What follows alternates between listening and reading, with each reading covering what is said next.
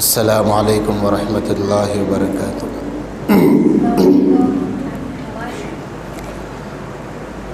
الحمد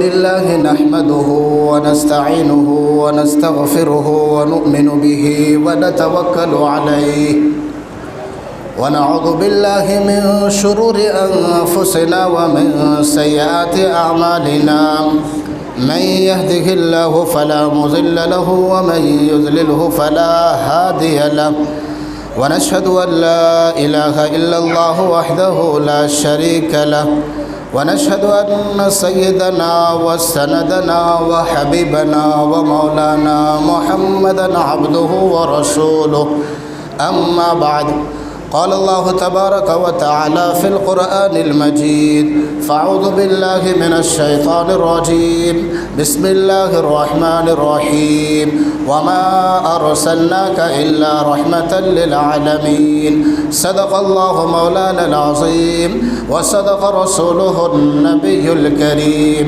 ونحن على ذلك من الشاهدين والشاكرين والحمد لله رب العالمين اللهم صل على سيدنا محمد وعلى آل سيدنا محمد وبارك وسلم اللهم صل على سيدنا محمد وعلى آل سيدنا محمد وبارك وسلم اللهم صل على سيدنا محمد وعلى آل سيدنا محمد وبارك وسلم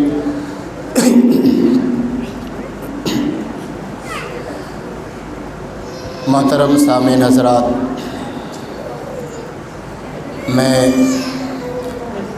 مفتی مزمل صاحب اور مولانا طفیل صاحب کا بے حد ممنون و مشکور ہوں کہ انہوں نے مجھے آپ حضرات کے سامنے سیرت سے متعلق کچھ باتیں پیش کرنے کے لیے موقع عنایت فرمایا۔ میں آپ حضرات کے سامنے جو میں نے آیت کریمہ تلاوت کی ہے اسی کا سہارا لے کر کچھ باتیں پیش کروں گا۔ امید کرتا ہوں آپ حضرات بغور سماعت فرمائیں گے۔ اللہ تبارک و تعالیٰ مجھے صحیح باتیں آپ کے سامنے پیش کرنے اور ہم سب کو عمل کرنے کی توفیق نصیب فرمائے۔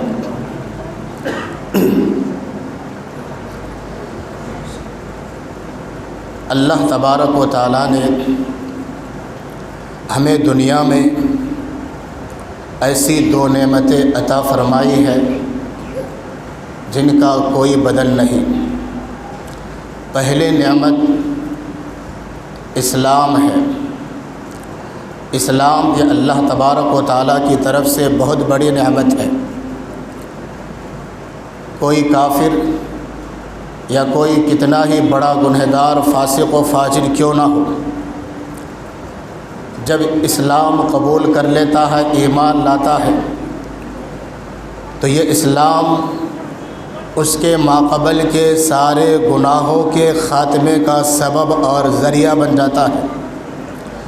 اللہ کے نبی صلی اللہ علیہ وسلم نے فرمایا الاسلام یہدم من کان قبلہ، کہ اسلام ماقبل کے سارے گناہوں کو مٹا دیتا ہے۔ اللہ تبارک و تعالیٰ قرآن کریم کے اندر فرماتا ہے الیوم اکملت لکم دینکم واتممت علیکم نعمتی، آج کے دن میں نے تمہارے لیے اپنا دین مکمل کر دیا اور اپنی نعمت پوری کر دی۔ نعمت سے مراد اسلام ہے، دین ہے۔ تو اسلام یہ اللہ تبارک و تعالیٰ کی طرف سے بہت بڑی نعمت ہے۔ دوسری بڑی نعمت جس کا کوئی بدل نہیں وہ حضور صلی اللہ علیہ وسلم کی ذات بابرکت ہے۔ اللہ تبارک و تعالیٰ نے انسانوں کو اربوں کھربوں نعمتیں عطا فرمائی، اتنی نعمتیں عطا فرمائی کہ رب نے خود فرمایا وَإِن تَعُدُّوا نِعْمَةَ اللَّهِ لَا تُحْصُوهَا، اگر تم اللہ کی نعمتوں کو گننا چاہو گے، شمار کرنا چاہو گے تو شمار نہیں کر سکتے، گن نہیں سکتے۔ اللہ تبارک و تعالیٰ نے بے شمار نعمتیں دی ہے، لیکن اللہ نے احسان نہیں جتلایا۔ اللہ نے دیکھنے کے لیے آنکھیں دی، احسان نہیں جتلایا، سننے کے لیے کان دیے، احسان نہیں جتلایا، چلنے کے لیے پیر دیے، احسان نہیں جتلایا، پکڑنے کے لیے ہاتھ دیے، احسان نہیں جتلایا، سوچنے کے لیے دماغ دیے، احسان نہیں جتلایا، لیکن اللہ تبارک و تعالیٰ نے ایک ایسی بھی نعمت عطا فرمائی کہ اللہ تبارک و تعالیٰ کو بھی دینے میں مزہ آ گیا۔ رب فرماتا ہے لقد من اللہ علی المؤمنین اذ بعث فیہم رسولا، اللہ تبارک و تعالیٰ نے ایمان والوں پر احسان کیا ہے، ان میں ایک نبی کو انہی میں سے بھیج کر۔ تو اللہ تبارک و تعالیٰ نے یہاں پر احسان جتلایا، پتہ چلا حضور صلی اللہ علیہ وسلم کی ذات بابرکت ایسی نعمت ہے جس کا کوئی بدل نہیں ہے۔ حضور صلی اللہ علیہ وسلم تمام جہانوں کے لیے رحمت بن کر تشریف لائے۔ عورتوں کے دلوں میں سارے بچوں کے لیے عمومی محبت ہوا کرتی ہے اور اپنے بچوں کے لیے خصوصی محبت ہوتی ہے۔ ایک واقعہ یاد آیا کہ ایک مرتبہ دو عورتوں نے ایک بچے کے بارے میں مقدمہ دائر کیا۔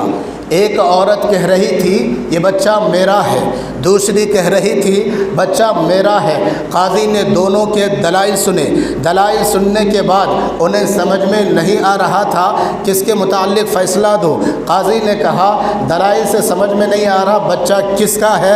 قاضی نے کہا میرے پاس ایک طریقہ ہے، میں یہ کام کرتا ہوں کہ بچے کے دو ٹکڑے کروا دیتا ہوں، ایک ٹکڑا ایک کو دے دوں گا، دوسرا ٹکڑا دوسری کو دے دوں گا۔ تو ان دو عورتوں میں سے ایک عورت اپنے بچے کے ٹکڑے کروانے کے لیے تیار ہو گئی، لیکن دوسری نے کہا نہیں نہیں، بچے کا ٹکڑا نہ کیا جائے، بلکہ یہ بچہ جو ہے اسی عورت کو دے دیا جائے، تاکہ اسی بہانے میں جب بچہ زندہ رہے گا تو کبھی کبھی میں دیکھ لیا کروں گی۔ اس سے قاضی نے اندازہ لگایا کہ بچہ اسی عورت کا ہے، کیونکہ ایک ماں اپنا سب کچھ قربان کرنے کے لیے اپنے بچوں کی خاطر تیار ہو جاتی ہے، لیکن بچے کو مصیبت میں دیکھ نہیں سکتی، پریشانی میں دیکھ نہیں سکتی، اسی لیے ماں نے کہا۔ تو قاضی کو اندازہ ہو گیا، بتانا یہ چاہ رہا تھا کہ ہر عورت کے اندر عام بچوں کے لیے، سب بچوں کے لیے محبت ہوتی ہے، اپنے بچوں کے لیے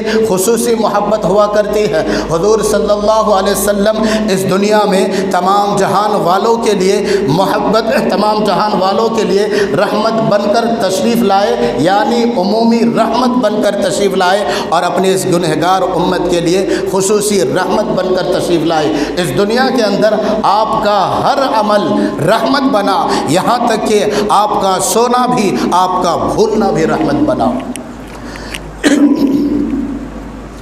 ایک مرتبہ اللہ کے نبی صلی اللہ علیہ وسلم نے ظہر یا عصر کی نماز پڑھائی، 2 رکعت پر آپ نے سلام پھیر دیا۔ صحابہ کرام کے دلوں میں حضور صلی اللہ علیہ وسلم کا اتنا ادب و احترام تھا، انہوں نے یہ نہیں کہا اے اللہ کے نبی صلی اللہ علیہ وسلم آپ بھول گئے ہیں، آپ نے 2 رکعت پر سلام پھیر دیا، لیکن صحابہ نے یہ کہا اللہ کے نبی صلی اللہ علیہ وسلم کیا آج سے یہ نماز 2 رکعتوں کی ہو گئی ہے؟ آپ نے فرمایا نہیں، 4 ہی ہے۔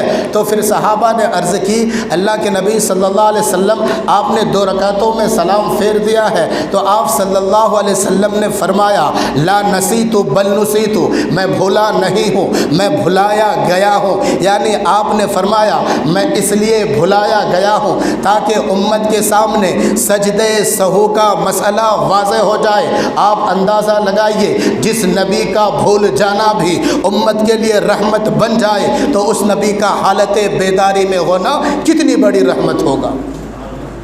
ایک مرتبہ حضور صلی اللہ علیہ وسلم صحابہ کے ہمراہ جنگ سے واپس تشریف لا رہے تھے، رات ہو گئی، ایک جگہ پڑاؤ کیا۔ آپ صلی اللہ علیہ وسلم نے حضرت بلال رضی اللہ تعالی عنہ سے کہا اے بلال تم پہرے داری کرو۔ سارے صحابہ سو گئے، حضور بھی سو گئے، حضرت بلال رضی اللہ تعالی عنہ پہرے داری دینے لگے اور پھر ایک جگہ ٹیک لگا کر بیٹھ گئے۔ اللہ تبارک و تعالیٰ نے ان پر بھی نیند مسلط کر دی اور وہ بھی سو سو گئے، فجر کی نماز کا وقت نکل گیا، سب جب سورج نکلا کوئی بھی بیدار نہیں ہوئے تھے۔ جب سورج کی شعاعوں نے حضور صلی اللہ علیہ وسلم کے رخسار مبارک کے بوسے لیے تو آپ صلی اللہ علیہ وسلم کی آنکھ کھل گئی، آپ بیدار ہو گئے۔ حضور صلی اللہ علیہ وسلم نے حضرت بلال رضی اللہ تعالی عنہ سے کہا، اے بلال آپ بھی سو گئے، ہمیں بھی نہیں جگایا۔ حضرت بلال رضی اللہ تعالی عنہ نے کہا، اللہ کے نبی صلی اللہ علیہ وسلم، جس ذات نے آپ پر نیند مسلط کر دی تھی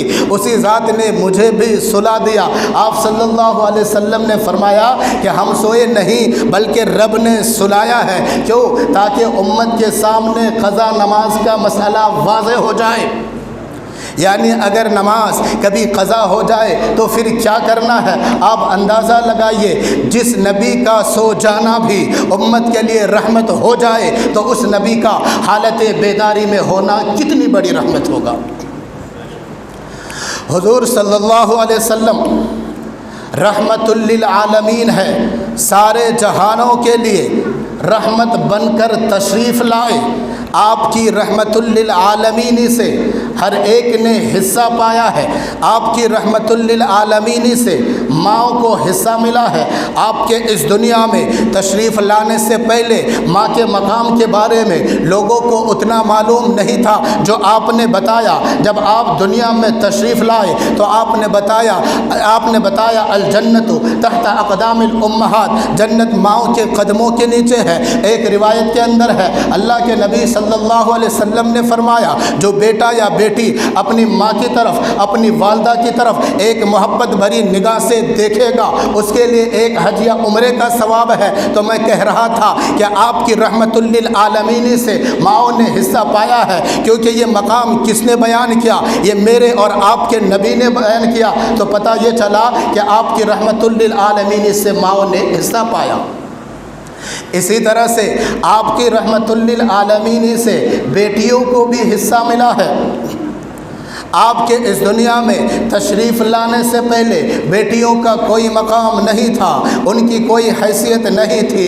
عرب جب گھر میں کوئی لڑکی پیدا ہوتی ان کو زندہ دفن کر دیتے۔ جس گھر میں بیٹی پیدا ہوتی باپ اپنے چہرے پر کالک سیاہی لگا کر وہ اپنے چہرے کو چھپائے پھرتا تھا، تو بیٹیوں کا کوئی مقام نہیں تھا، لوگ بیٹیوں کو زحمت سمجھتے تھے۔ حضور صلی اللہ علیہ وسلم جب اس دنیا میں تشریف لائے آپ نے بیٹیوں کے مقام کو اجاگر کیا، آپ نے بیٹیوں کے مقام کو بیان فرمایا۔ آپ نے فرمایا کہ جس کے یہاں دو بیٹیاں ہو وہ اس کی اچھی تربیت کرے، اچھی تعلیم دے، یہاں تک کہ شادی کرا دے۔ تو آپ نے فرمایا وہ جنت میں میرے ساتھ اتنا قریب ہوگا جیسے ہاتھ کی دو انگلیاں ایک دوسرے کے ساتھ قریب ہے۔ تو آپ نے یہ مقام کن کا بیان کیا؟ جو بیٹیوں کی تربیت کرے، اچھی تعلیم دے، یہاں تک کہ نکاح کر دے۔ تو میں اسی لیے کہہ رہا تھا بیٹیوں نے بھی حضور صلی اللہ علیہ وسلم کی رحمت للعالمین سے حصہ پایا، کیونکہ بیٹیوں کے حقوق کو میرے نبی نے بیان کیا، کسی اور نے نہیں بیان کیا۔ اسی طرح سے آپ کی رحمت للعالمین سے بیویوں کو بھی حصہ ملا ہے۔ آپ کے اس دنیا میں تشریف لانے سے پہلے بیویوں کا کوئی مقام نہیں تھا، عرب میں ان کی کوئی حیثیت نہیں تھی، کوئی عزت نہیں تھی، نہ لوگ طلاق دے کر چھوڑتے تھے اور نہ ہی وراثت میں حق دیتے تھے اور نہ ہی ان کے حقوق کو ادا کرتے تھے۔ لیکن جب میرے اور آپ کے نبی اس دنیا میں تشریف لائے تو آپ نے ان کے حقوق دلوائے، ان کے مقام کو بیان کیا۔ آپ نے فرمایا خیرکم خیرکم لأہلہ، تم میں سب سے بہتر وہ شخص ہے جس کو اس کے اہل خانہ بہتر قرار دے۔ ایک موقع پر آپ نے فرمایا مجھے 3 چیزیں پسند ہیں، نمبر 1 خوشبو، نمبر 2 میری آنکھوں کی ٹھنڈک نماز میں ہے، نمبر 3 نیک بیوی۔ تو آپ نے یہ مقام بیویوں کے بتایا، تو پتہ یہ چلا کہ آپ کے رحمت للعالمین سے بیویوں نے بھی حساب پایا۔ اسی طرح سے آپ کی رحمت للعالمین سے شوہروں کو بھی حصہ ملا ہے۔ آپ نے شوہروں کے مقام کو بیان کرتے ہوئے فرمایا اگر اللہ کے علاوہ کسی اور کو سجدہ کرنے کی اجازت ہوتی تو میں عورتوں کو حکم دیتا کہ وہ اپنے شوہروں کو سجدہ کریں۔ آپ کے رحمت للعالمین سے طالب علموں کو بھی حصہ ملا ہے۔ اللہ کے نبی صلی اللہ علیہ وسلم نے فرمایا من کان فی طلب العلم کانت الجنت فی طلبہ، جو علم کی طلب میں، علم کی تلاش میں، علم حاصل کرنے کے لیے نکلتا ہے، جنت اس کی طلب میں ہوتی ہے۔ آپ صلی اللہ علیہ وسلم نے ایک دوسرے موقع پر فرمایا کہ جو شخص علم حاصل کرنے کے لیے قدم بڑھاتا ہے، قدم نکالتا ہے، اللہ کے راستے میں نکلتا ہے، تو پھر فرشتے جو ہے ان کے قدموں کے نیچے اپنے پر بچھا دیتے ہیں۔ کیا پتہ چلا؟ آپ کے رحمت للعالمین سے طالب علموں کو بھی حصہ ملا ہے، آپ کی رحمت للعالمین سے علماء کو بھی حصہ ملا ہے۔ اللہ کے نبی صلی اللہ علیہ وسلم نے فرمایا العلماء ورثۃ الانبیاء، علماء جو ہے انبیاء کے وارث ہے۔ بعض روایتوں میں آتا ہے آپ صلی اللہ علیہ وسلم نے فرمایا کہ جو شخص کسی عالم باعمل کے پیچھے نماز پڑھے گا ایسا ہی ہے جیسا کہ اس نے میرے پیچھے نماز پڑھا گئے، کیونکہ جب کام بڑا ہوتا ہے تو مقام بھی بڑا ہوتا ہے۔ یہ کس نے بیان کیا؟ میرے اور آپ کے نبی نے بیان کیا۔ پتہ چلا آپ کی رحمت للعالمین سے علماء کو بھی حصہ ملا ہے۔ اسی طرح سے آپ کی رحمت للعالمین سے مزدوروں کو بھی حصہ ملا ہے۔ ایک مرتبہ ایک صحابی رسول حضور صلی اللہ علیہ وسلم کی خدمت میں حاضر ہوتے ہیں، آپ سے مصافحہ کرتے ہیں۔ آپ نے ان کی ہتھیلی کی سختی محسوس کی، ان کے ہاتھوں پر گٹے پڑے ہوئے تھے۔ حضور نے کہا یہ کیا ہے؟ صحابی رسول کہتے ہیں اے اللہ کے نبی صلی اللہ علیہ وسلم، میں مزدور آدمی ہوں، پتھروں کو توڑتا ہوں، جس کی وجہ سے میرے ہاتھوں پہ گٹے پڑ گئے ہیں۔ اللہ کے نبی صلی اللہ علیہ وسلم فرماتے ہیں الکاسب حبیب اللہ، جو محنت مزدوری کرنے والا ہوتا ہے، جو محنت کرتا ہے، ہاتھ سے محنت کرتا ہے، کماتا ہے، تو وہ اللہ کا دوست ہوتا ہے۔ تو اللہ کے نبی صلی اللہ علیہ وسلم نے مزدوروں کو بشارت دی کہ محنت مزدوری کرنے والا نیک ہوتا ہے، اللہ کا دوست ہوتا ہے، اللہ کا محبوب ہوتا ہے۔ یہ نہیں کہا جو چوری کرتا وہ اللہ کا دوست ہوتا ہے، جو ڈکیتی ڈالتا وہ اللہ کا دوست ہوتا ہے، جو بھیک مانگتا وہ اللہ کا دوست ہوتا ہے، جو بیٹھ کر دوسروں کا کھاتا وہ اللہ کا دوست ہوتا ہے، جو کماتا نہیں وہ اللہ کا دوست ہوتا ہے۔ بلکہ یہ کہا ہاتھ سے کمانے والا، محنت مزدوری کرنے والا وہ اللہ کا دوست ہوتا ہے۔ اس سے پتہ چلا کہ آپ کی رحمت للعالمین سے مزدوروں کو بھی حصہ ملا ہے۔ آپ کی رحمت للعالمین سے یتیموں کو بھی حصہ ملا ہے۔ ایک موقع پر آپ صلی اللہ علیہ وسلم نے ایک یتیم کو اپنے کندھے پر سوار کر لیا، پھر حضور صلی اللہ علیہ وسلم اسے سوار کر کے مسجد میں تشریف لے جاتے ہیں، ممبر کے پاس پہنچتے ہیں اور پھر ممبر پر آپ بیٹھتے ہیں، وہ بچہ نیچے اتر جاتا ہے اور وہ بچہ نیچے بیٹھنے لگتا ہے۔ اللہ کے نبی صلی اللہ علیہ وسلم اس بچے سے فرماتے ہیں آج تم نے نیچے نہیں بیٹھنا ہے بلکہ میرے ساتھ بیٹھنا ہے۔ اس بچے کو حضور صلی اللہ علیہ وسلم اپنے پاس بلا لیتے ہیں اور اپنے پاس بٹھا لیتے ہیں۔ پھر آپ صلی اللہ علیہ وسلم فرماتے ہیں کہ جو شخص، آپ صلی اللہ علیہ وسلم اس کے سر پر ہاتھ پھیرتے ہوئے فرماتے ہیں جو شخص کسی یتیم کے سر پر ہاتھ پھیرے گا محبت سے تو پھر اس کے لیے جتنے بھی اس کے ہاتھ کے نیچے بال آتے ہیں اتنی نیکیاں اس کے نامہ اعمال میں لکھ دی جاتی۔ پتہ کیا چلا؟ آپ کی رحمت للعالمین سے یتیموں نے بھی حصہ پایا ہے۔ آپ کی رحمت للعالمین سے انسان تو انسان، حیوانوں کو بھی حصہ ملا ہے۔ دور جاہلیت میں حیوانوں پر بہت ظلم کیا جاتا تھا۔ جب بارش نہیں ہوتی تھی تو وہ لوگ یہ کرتے تھے جانور کی دم پر کوئی چیز رکھ کر آگ لگا دیتے تھے۔ جب آگ دم پر لگتی تھی وہ جانور اچھلتا تھا، کودتا تھا، تکلیف ہوتے ہوئے وہ تکلیف کی وجہ سے وہ اچھلتا کودتا تھا اور لوگ اس سے خوش ہوتے تھے، تالیاں بجاتے تھے اور وہ یہ سمجھتے تھے اب بارش ہوگی۔ اللہ کے نبی صلی اللہ علیہ وسلم اس دنیا میں تشریف لائے، آپ نے جانوروں کے حقوق کو بیان کیا۔ آپ نے صحابہ سے فرمایا دور جاہلیت کی طرح سے کبھی بھی جانوروں پر ظلم زیادتی نہیں کرنا، ان کو تکلیف نہیں دینا، اور آپ نے یہ بھی حکم دیا اگر کوئی جانور پالتا ہے تو اس کے چارے کا بھی، اس کو کھلانے پلانے کا بھی خیال رکھے۔ تو پتہ کیا چلا کہ آپ کے رحمت للعالمین سے جانوروں کو بھی حصہ ملا، کیونکہ یہ آپ نے جانوروں کے حقوق بیان کیے۔ آپ کی رحمت للعالمین سے درختوں کو بھی حصہ ملا ہے۔ آپ صلی اللہ علیہ وسلم نے صحابہ سے فرمایا کہ کوئی بھی کسی بھی درخت کا پتا بلا مقصد تم نہ توڑو، کیونکہ جب وہ سبز رہتا ہے وہ اللہ کا ذکر کر رہا ہوتا ہے۔ آپ نے فرمایا کبھی بھی کسی پھلدار درخت کے نیچے کبھی بھی پاخانہ نہیں کرنا، قضاء حاجت سے فارغ نہ ہونا۔ صحابہ نے پوچھا اے اللہ کے نبی صلی اللہ علیہ وسلم اس میں حکمت کیا ہے، اس میں راز کیا ہے؟ اللہ کے نبی صلی اللہ علیہ وسلم نے صحابہ سے پوچھا اچھا یہ بتاؤ جب سورج نکلتا ہے، دھوپ پھیلتی ہے، تو اس وقت جو درخت کا سایہ ہوتا ہے وہ گھٹتا اور بڑھتا ہے، کیا تم نے یہ دیکھا ہے؟ صحابہ کرام نے فرمایا ہم نے یہ دیکھا ہے۔ اللہ کے نبی صلی اللہ علیہ وسلم نے فرمایا اس وقت درخت اللہ کے سامنے سجدہ ریز ہو رہا ہوتا ہے، اس لیے قضاء حاجت نہ کرو۔ پتہ کیا چلا؟ آپ کی رحمت للعالمین سے درختوں نے بھی حصہ پایا ہے، کیونکہ درختوں کے یہ حقوق کس نے بیان کیے؟ اللہ کے نبی صلی اللہ علیہ وسلم نے بیان کیے۔ آپ کے رحمت للعالمین سے جنات نے بھی حصہ پایا ہے۔